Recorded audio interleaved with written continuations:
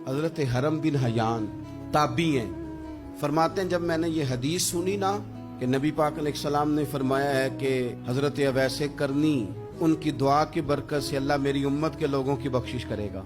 और जब मैंने ये सुना कि हजरत मौला अली जैसे लोग, हजरत उमर फारूक जैसे लोगों को जुब्बा दे के भेजा गया है और हुजूर ने भेज के कहा है कि अवैस से कहना मेरी उम्मत के लिए दुआ करे, तो फरमाते हैं मेरे सीने में लौ लग गई कि मैं हजरत अवैस करनी से मिलूं।